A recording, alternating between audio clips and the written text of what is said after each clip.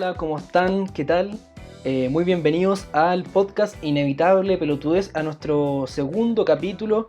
Estamos muy contentos con mi compañero Iván Lizana de traerles un nuevo tema que nos va a sacar lo más lindo de adentro, los mejores recuerdos, la nostalgia.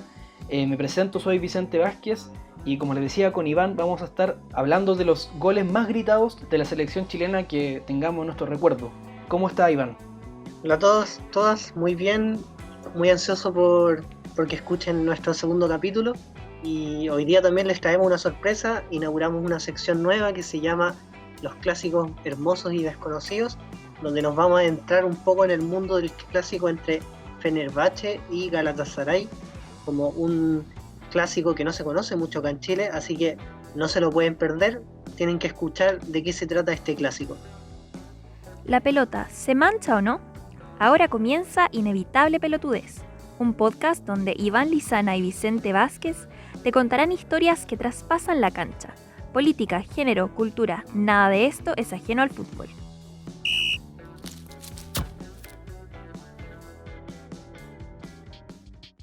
Bueno, y en el tema de conversación de hoy día, como les dijimos, queremos hablar un poco de los goles que más hemos gritado de la selección chilena, para que puedan revisarlos de nuevo, buscar los videos en YouTube, están todos los que hemos elegido, y apelando a esa nostalgia, vamos a comentar 3 goles cada uno que nos han marcado nuestra vida y nuestro fanatismo por la selección. Así que Vicente, parte tú con tu primera elección.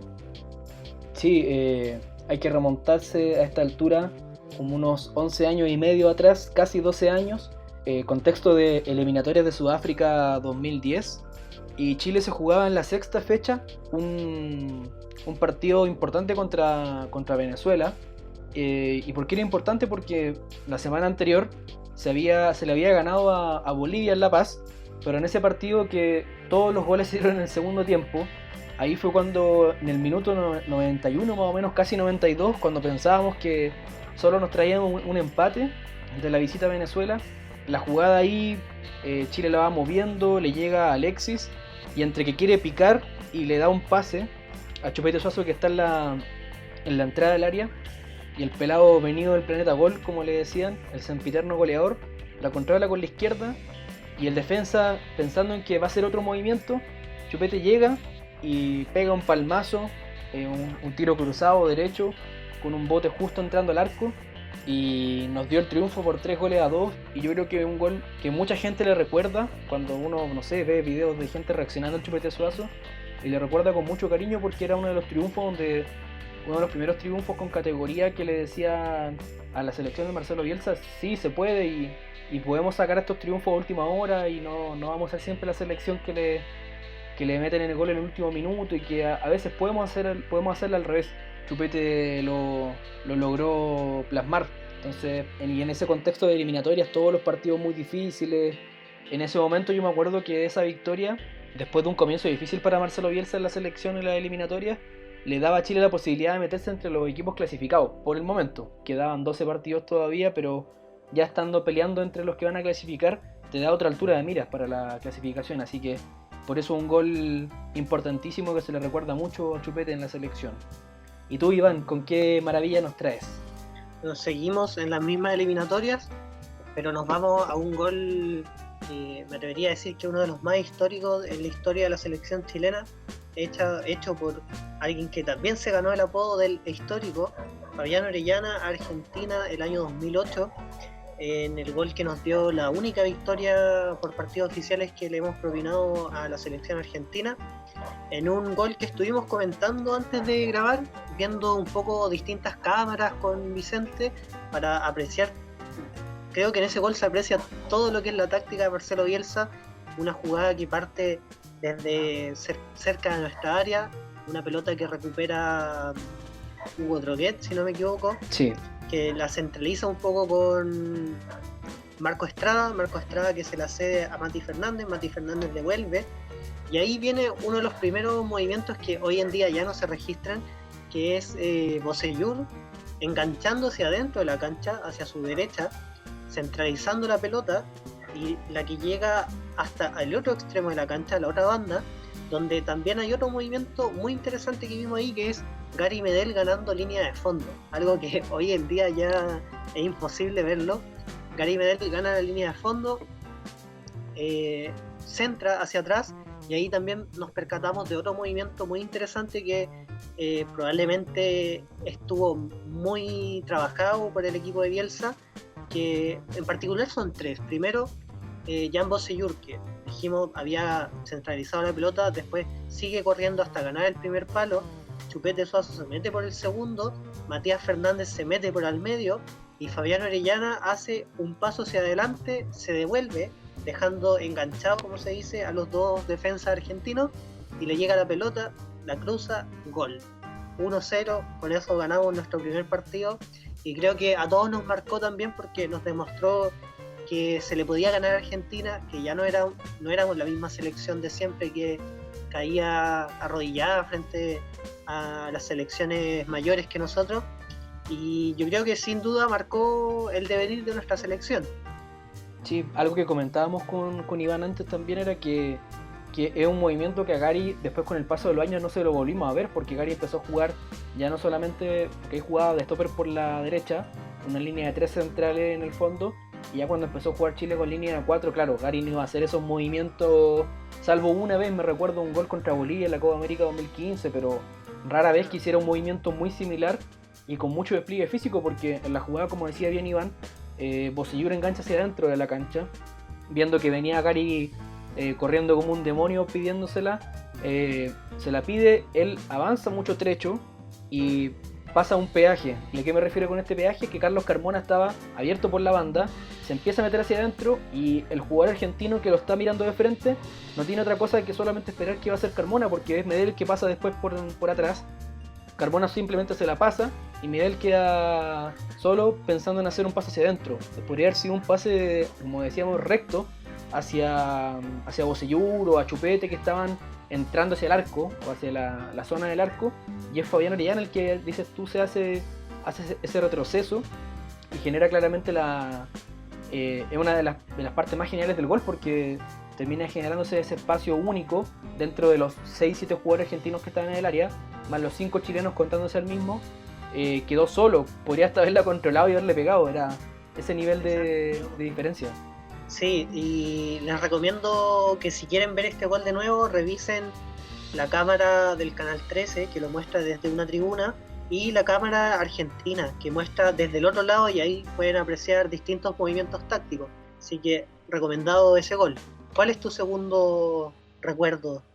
Mi segundo recuerdo, nos vamos ya unos 5 años después, en el año 2013, también en el Estadio Nacional, Chile jugaba contra Uruguay, partido siempre difícil, áspero, duro, caliente, y lo jugaban con la salvedad de que el partido anterior lo habían perdido contra Perú en Lima. Ahí la recordada bicicleta de Junior Fernández que le costó tantos memes y burlas, y yo creo que hasta el día de hoy no ha aceptado la selección un poco por eso, como que a Junior siempre se le tiene un resquemor, yo creo que en parte por ese tipo de decisiones, y porque tampoco ha podido plasmar no ha podido olvidar ese episodio con goles. Pero en fin, el partido que nos convoca, Alexis estaba suspendido, trajeron a Esteban Paredes, que es el protagonista de esta historia, lo trajeron desde México como convocado de emergencia dentro del reglamento que se podía, y un poco porque Chile necesitaba goles. El partido anterior se habían perdido un montón de goles y era el segundo partido oficial de Sampaoli en la selección, y ya era válido por los puntos de las eliminatorias que nos tenían ahí con 4 derrotas consecutivas. Era ganar a Uruguay para tener vida y para empezar a soñar con hacer una buena campaña, porque ganando al Uruguay no se aseguraba nada, solamente estar ahí metido en la pelea. Y pasa que a los 10 minutos del primer tiempo, una pelota bombeada relativamente fácil para el lateral derecho uruguayo, Aguirre Garay de su apellido, controla mal, y Esteban Paredes ahí atento, va a trancar, gana la pelota, la abre a la izquierda Bosseyur, Aguirre Garay entre que se intenta recomponer, no alcanza a llegar obviamente al cruce del centro de Bosseyur, despeja muy mal Álvaro Pereira, ya otra cadena de errores de la jugada, y Paredes estaba ahí también oliendo fino a dónde seguía la jugada, le queda la pelota ahí a boca de jarro y listo.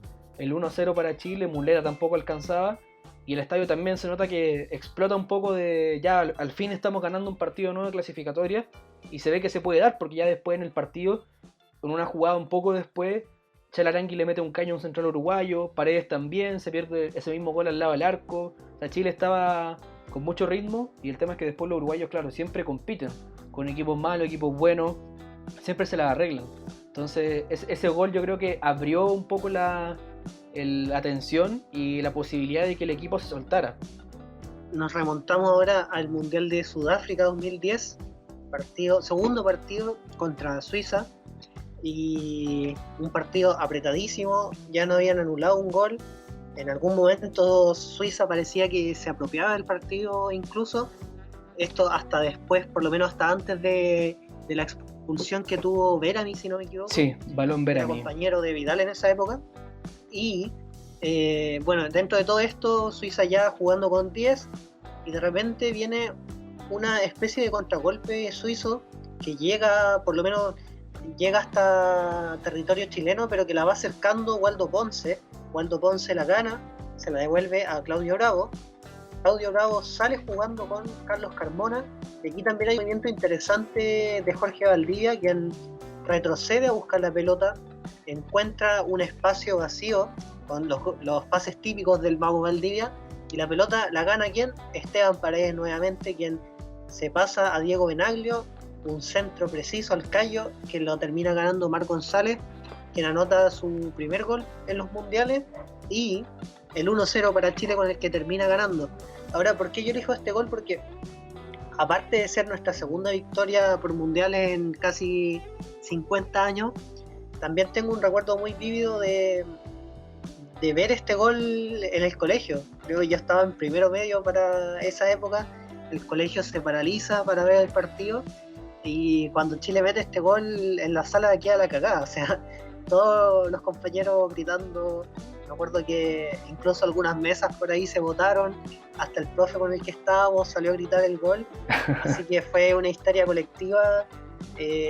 Tengo muchos recuerdos de ese partido que se vivió con los compañeros de colegio, y de ese mundial que yo creo que es el primero que vivió la mayoría de los que están escuchando este podcast.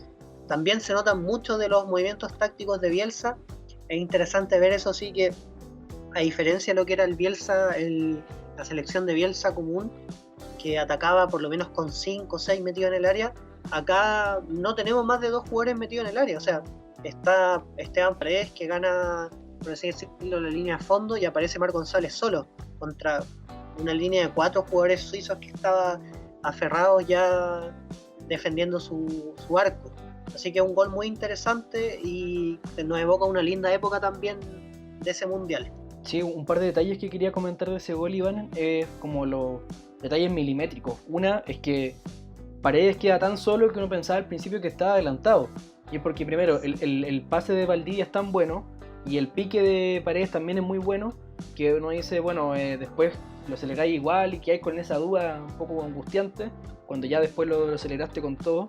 Pero Paredes pica hacia su otra banda, por decirlo como a pierna cambiada, porque él es zurdo a pesar de que tiene mucha técnica con ambas piernas y es muy completo en la definición, y cuando se pasa al arquero tiene que acomodarse, no sé si te acuerdas, y entre que se acomoda para tirar el centro, la pelota casi llega a la línea de fondo. O sea, piensa que un milisegundo se hubiese demorado en hacer algo y la pelota se iba y no hubiese habido gol. Entonces centra, el centro que es muy preciso, y Marc, claro, cabecea hacia el piso, la pelota rebota, pega en el travesaño, y Lichtsteiner, que por ahí varios lo pueden ubicar, lateral muy reconocido de la Juventus en su momento, lateral suizo, se estira lo más posible, la pierna arriba, brazo, cabeza, todo, no alcanza a llegar siendo él muy alto, y el portero también venía recién volviendo, así que la pelota pica en el piso, pega en el palo y entra, o sea, como milimétricamente todo calzó justo, y ahí, claro, como yo también me acuerdo eso de que volaron mesas, mochilas, estuches, compañeros, de todo. De todo. Sí, ahí me quedo igual un poco con la duda. Si hubiésemos tenido VAR en esa época, probablemente el gol no sé si habría pasado, porque fue tan milimétrico como tú dices que ahí habría quedado varias dudas. Probablemente en una revisión más detallada con el VAR a lo mejor no se habría curado, pero fue gol y terminamos ganando el partido, que fue lo importante. Sí, lo importante. Que fue el último partido que ganamos también en ese mundial, lamentablemente. Bueno, ¿cuál es tu tercer y última recomendación de gol?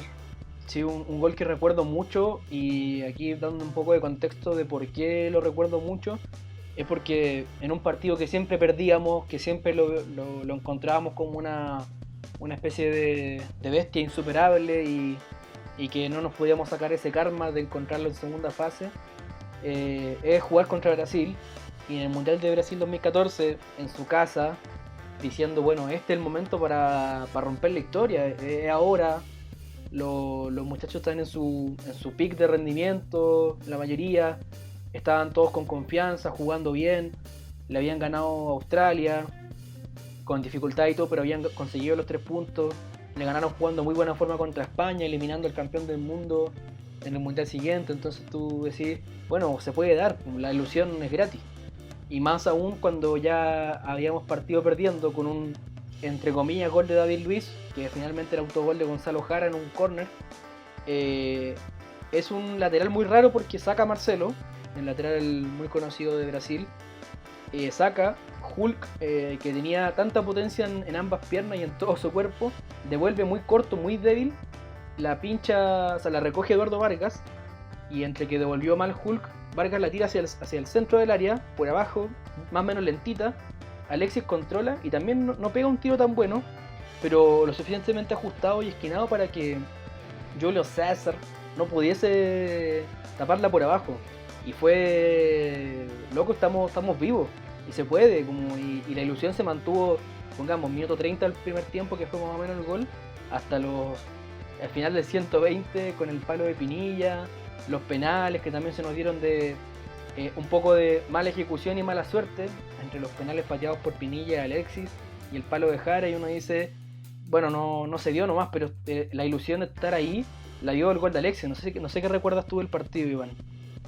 Claro, llama la atención que evoques este gol, porque es un partido que yo creo que la mayoría de los hinchas de la selección lo recuerda con mucho pesar, con mucha angustia también. El otro día lo estaban dando en el 13, en el programa de la Generación Dorada, y leía en Twitter, y me incluyo yo también, que para muchos ver ese partido de nuevo era un dolor en el alma casi. Recordar ese día es el momento en que, como le gusta decir a la prensa, tuvimos a Brasil de rodillas. En lo personal no me gusta esa expresión, pero triunfo moral. Como dices tú, claro, es un triunfo moral, pero como dices tú, probablemente ese gol nos dio la ilusión durante el partido de que se podía hacer un Maracanazo 2. Claro. Más con el juego que había exhibido Chile contra España, que fuimos nosotros, en el fondo, los que dejamos fuera al vigente campeón del mundo. La ilusión se encendía de poder dejar también fuera a Brasil en su propia casa y sacarse un poco la espina de que nos hayan eliminado en el 62, en el 2010, y ahora después al final nos terminaron también dejando fuera en el 2014 y también en el 2018 en la eliminatoria. Pero nada, que encuentro muy bueno el giro que les da ese gol para por lo menos tener un recuerdo bonito y bueno de ese partido. Sí, que fue claro, fue pura ilusión eso. Era como, en un momento me sentía viendo el mismo partido que había visto, no tantas veces, pero sabía que se había dado muchas veces, como decías tú, el 62, más de alguna Copa América, más de alguna eliminatoria, el Mundial del 98, el 2010, amistosos, cercanos, y uno decía, bueno, nunca se nos da. Y ese gol era como, wow, estamos aquí, estamos vivos. Claro, ahora también recalcar que fue en ese partido, al término, cuando ya habíamos quedado eliminados, ahí la selección se juramentó ganar la Copa América que venía. Entonces, probablemente si a mí me dan la opción de cambiar la historia y decir, pucha, si perdemos ese partido pero ganamos las 2 Copa América, ¿cambias el partido o no? Probablemente yo no lo cambio. No, solamente lo cambiaría en caso de haber ganado el Mundial, porque empecé a pensar, claro, bueno, la mitad del equipo estaba lesionado, Gary desgarrado, Arturo con una pierna menos, tenían que empezar a meter al Pepe Roja, a Pipe Gutiérrez, y era enfrentarse a Colombia en el partido siguiente contra un James inspirado, no sé, y si lo hubiésemos ganado a Colombia, después era Alemania en las semifinales, que en un momento llegaron a declarar que Alemania, el equipo que supuestamente no quería enfrentar en el Mundial, en alguna parte de definición era con Chile, por el mismo partido que se juegan amistosos en marzo, que Chile llega 40.000 veces al arco y nunca les puede meter el gol ni siquiera del empate. Pero en fin, el equipo llegaba mermado. O sea, ese debate se volvió a abrir, como decías tú, con esa retransmisión del partido, al menos desde el punto de vista del compacto, porque no era todo el partido entero, pero eran los momentos más emotivos o importantes del partido. Y yo siempre he mantenido la postura de que no fuimos más que Brasil en ese partido, de que en los 90 y los 120, sacando el palo de Pinilla, Brasil tuvo más oportunidades de ganarlo en cancha. Y si bien tuvimos un par de oportunidades más, me acuerdo, aparte del gol de Alexis, con Guaso Isla y con Charles Arangui, no tuvimos mucho más. Y siento que nos faltó atrevernos un poquito, meter, no sé, a Valdivia, era quizá otro delantero y no Pinilla, pero también Pinilla se generó solo esa oportunidad. Entonces tú dices, bueno, claro, nos faltó atrevernos un poquito más, pero tampoco, en el fútbol ficción todo es posible finalmente. Ahí en Twitter, leyendo también las discusiones que tú dices, vi mucha gente decir que, pucha, en vez de Pipe Gutiérrez pudo haber entrado Valdivia, como dices tú, y en vez de Pinilla pudo haber entrado Paredes, que, bueno, ahí los auditores tendrán también la discusión de si prefieren a Pinilla o a Paredes, pero Paredes parece tener un poco más de cancha de repente. Más de juego asociado, más de pie, claro.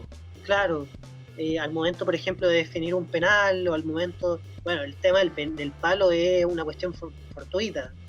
Paredes también le pudo haber pegado al palo, pero a lo mejor habría tenido más coraje para tirar el penal, no sé. No estoy diciendo que Pinilla no lo haya tenido, pero podría haber sido distinto. Claro, uno se mete en el terreno de la ficción y los detalles importan, porque uno empieza a desmenuzar cada pequeño detalle. Si la pelota de Pinilla perdía presión en el minuto, no sé, en el milisegundo cuando baja y se le mete a Julio César, quizás nos ganamos la Copa América el año siguiente. Entonces uno empieza a pensar y a especular y uno arma cualquier cosa, pero eso es lo bonito también, que genera justamente, digo yo, el gol de Alexis a Brasil en ese partido, que es que el mantenernos vivos, el partido se trató de eso, mantenernos vivos y pelearlo lo más posible. No sé si superar a Brasil en su cancha, porque eso no siento que lo hayamos hecho, como si lo hicimos con España en su momento, en su partido. Muchas enseñanzas quedaron también después de ese partido, así que a la larga quizás no fue tan malo haberlo perdido. Claro, después las definiciones de penales, tú los ves con el... Ya, puede pasar cualquier cosa en una definición de penales, pero tener temple probablemente se lo dio como experiencia a este otro partido, que los primeros dos penales están mal pateados. Bravo no tuvo tanta incidencia a pesar del penal que le tapa a Hulk, que nos mantuvo vivos también en esa definición, y aparte uno que erra William. Chile no se veía particularmente solvente en la hora de los penales, pues, cosa que sí se ve en las definiciones siguientes. Entonces tú dices, bueno, toda la experiencia quizás sí fue importante.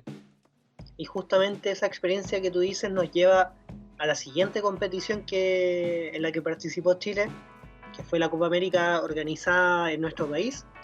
Y específicamente nos vamos al partido válido por los cuartos de final contra Uruguay, un partido muy tenso, un partido que yo creo que nos tuvo a todos con el grito en la garganta y comiéndonos las uñas durante casi 70-80 minutos, donde también aparece el dedo de Jara, la roja a Cavani, una serie de eventos que finalmente desencadenaron en el gol de Mauricio Isla, que yo creo que todos recordamos, donde el estadio explota de alegría con el gol y que nos saca una tensión que nosotros teníamos, como te digo, estábamos casi todos con un infarto hasta el momento del gol del Guaso Isla, que fue un gol también, si uno lo ve detalladamente, tiene mucha táctica ahí, ya más del estilo de Sampaoli, con un equipo bastante abierto por las bandas, un equipo con mucho volumen ofensivo.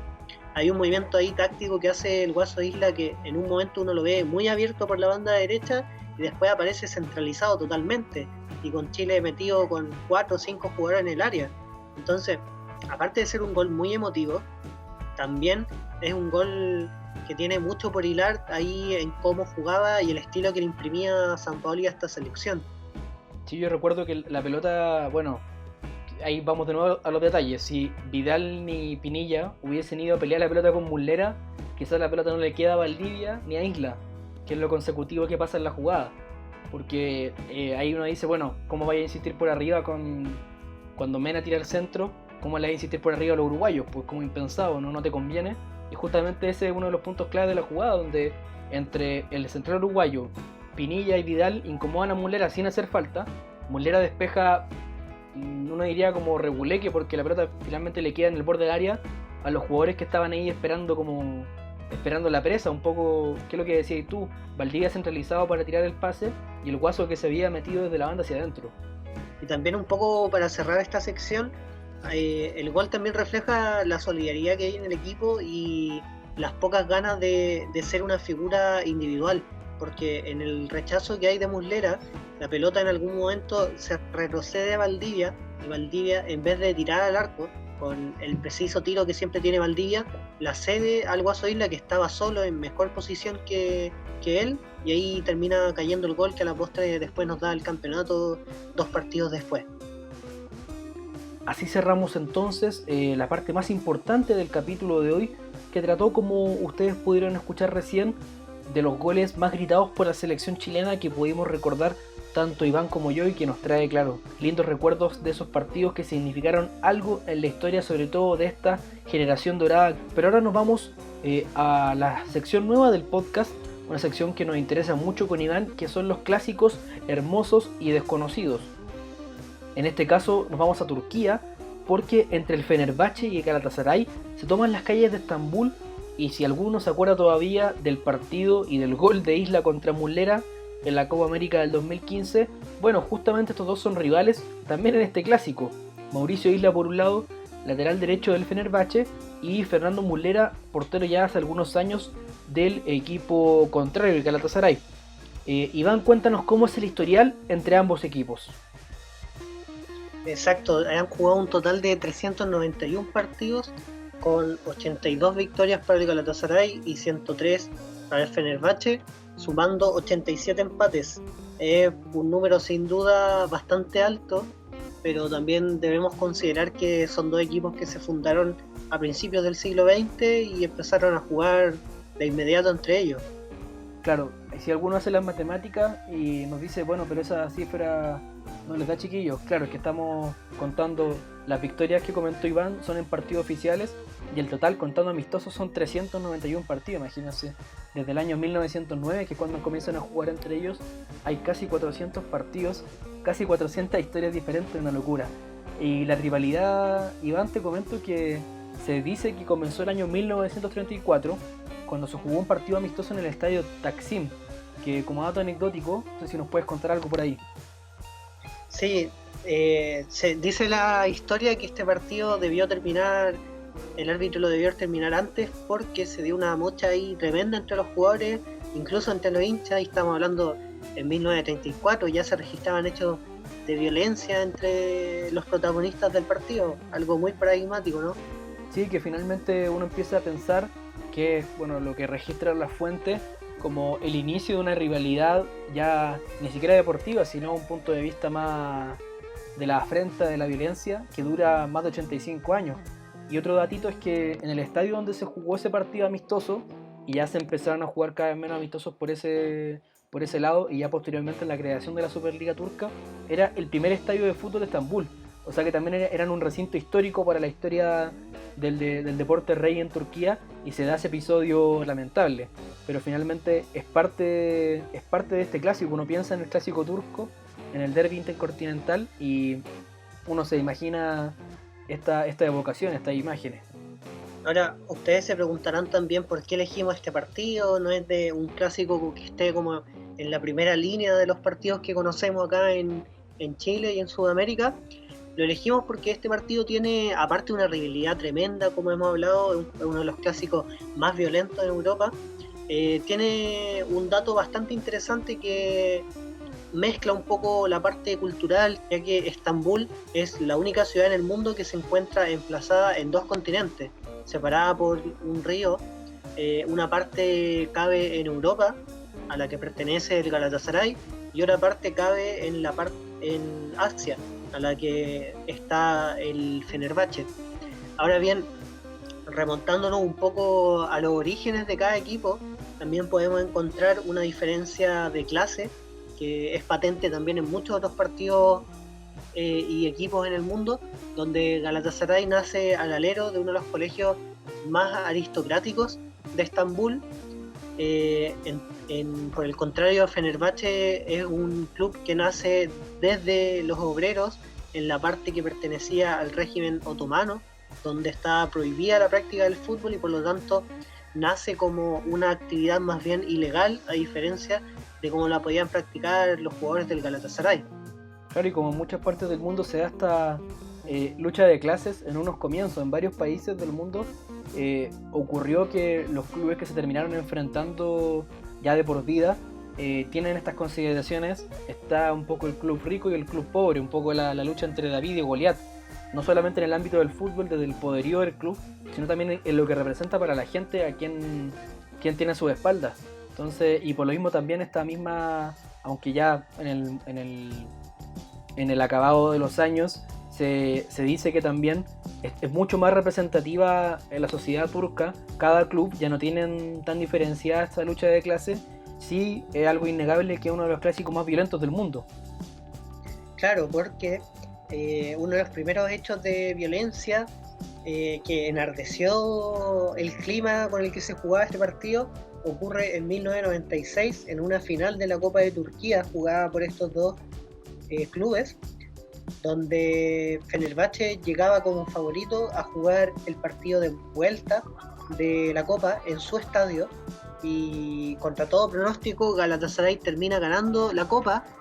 Y aquí ocurre un hecho realmente sin parangón, donde el técnico del Galatasaray al final del partido toma una bandera gigante de su equipo y la planta en la mitad de la cancha del Fenerbahce, causando la ira del público, y desde ese momento los hinchas se juraron la venganza, que se concreta un año después en el episodio llamado La venganza de Rambo, donde un hincha del Fenerbahce, al más puro estilo de Rambo, se entra a la cancha con un cuchillo, plantando nuevamente una bandera del Fenerbahce en la cancha. Dijiste venganza de Rambo y me acordé al tiro de Sylvester Stallone ahí tirando balas para todos lados. O sea, increíble. ¿No te recuerda también a un hecho que pasó acá en Chile, en un clásico Colo-Colo-La U? Sí, y ahí se empiezan ahí a ver pique entre Colo-Colo y la U, porque en uno de estos partidos, cuando anteriormente se jugaba mucho en el Estadio Nacional, Marcelo Espina, después de hacer un gol con Colo-Colo en un partido clave y era un gol definitorio, se saca la camiseta, pone la camiseta en el banderín y se lo lleva enrostrándole el gol a la hinchada visitante. Una locura. Claro, y creo que al clásico siguiente le respondió, si mal no recuerdo, Víctor Hugo Castañeda, el mismísimo, haciendo exactamente lo mismo. Exactamente. Ahora, volviendo a nuestro partido, también qué hecho de violencia o que demuestra la violencia con que se vive este partido nos puede aportar. Sí, incluso pensando en que desde el año 2000 las autoridades prohibieron el ingreso de hinchada visitante a los estadios. Uno dice ya, en el año 2000 pasa esta medida, pero por ejemplo en 2013 un hincha de 20 años murió por una de estas peleas entre las barras, que fue afuera del estadio y después de un partido. Entonces uno dice, esta rivalidad se convirtió en otra cosa.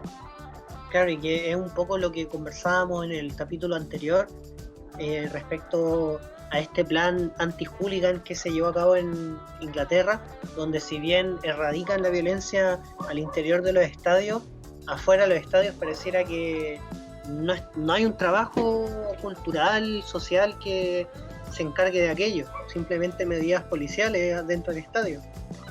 Sí, pareciera que es otro mundo el que existe afuera de los estadios y es fácil tomar la escoba y barrer abajo la alfombra, pero finalmente no se resuelve nada, claro. Ahora bien, volviendo al ámbito futbolístico, sin duda es un partido que se vive con mucha intensidad. Si uno revisa los videos de este partido, se ve lo que tú decías al comienzo, mucha bengala, mucha bandera, mucho cántico, incluso cuando los turcos viven el fútbol con una intensidad muy interesante. Cuando juega la selección de Turquía, el estadio donde juegan es conocido como el Infierno Rojo, y por lo tanto es un país y una liga que merece tener un poco más de atención, donde milita por ejemplo Junior Fernández, y lo hizo varios jugadores chilenos en esta última década. Sí, y yéndonos más hacia el plano internacional también, si uno quiere decir, bueno, ¿y quién jugó en esos equipos? En Fenerbahce, en Galatasaray. Bueno, en Galatasaray, sin ir más lejos, jugó hace no tanto tiempo Wesley Sneijder, un crack de Holanda, Didier Drogba, también el crack marfileño. Por el Fenerbahce recuerdo hace no mucho tiempo, en final de su carrera, Robin Van Persie, que también fue una figura importante. Entonces uno dice, bueno, es un fútbol que tampoco puede ser muy dejado de lado. Es interesante no solamente la rivalidad deportiva que se da, sino todo el contexto de Arede. Complementando también, hoy en día en la plantilla del Galatasaray está Radamel Falcao, por si alguien se preguntaba dónde había quedado. Claro. Sofiane Feghouli, si algunos lo recuerdan también. Un argelino, ¿no? Ex Valencia. Argelino, claro, ex Valencia. Sí, yo creo que siempre han tenido jugadores interesantes. Y lo que pasa es que, claro, como está en un segundo plano en Europa, cuando uno cacha esas ligas de segunda orden donde siempre ganan lo mismo, también cuesta seguirle el ritmo.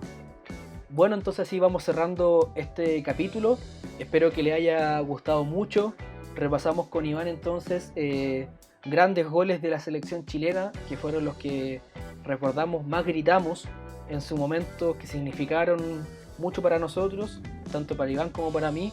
Pudimos ahí conversar un poquito del contexto, de la implicancia deportiva, de donde hubo también una importancia táctica dentro del gol, que no es mera casualidad. Y también pasamos una sección nueva en el podcast que es también muy entretenida e interesante, que es repasar clásicos hermosos y desconocidos. Y en este caso nos adentramos en la rivalidad, en la gran rivalidad integral entre comillas, y muy entre comillas porque pasa de todo, entre Fenerbahce y Galatasaray, allá en el infierno de Estambul, como se dice, en Turquía. Y a través de nuestras redes los invitamos también a participar comentándonos cuáles son sus goles favoritos de la selección, y también si tienen más datos respecto al partido que les comentamos, o si tienen sus clásicos hermosos y desconocidos favoritos, los invitamos también a comentarnos en nuestras redes. Así que esperamos que hayan disfrutado mucho de esta compañía en este contexto de cuarentena, y por favor no se pierdan el próximo capítulo de Inevitable Pelotudez. Chau chau. Hasta luego.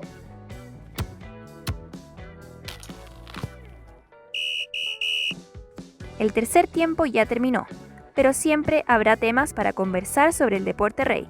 No te pierdas el próximo capítulo de Inevitable Pelotudez, donde Iván Lizana y Vicente Vázquez traerán más historias que traspasan la cancha de fútbol.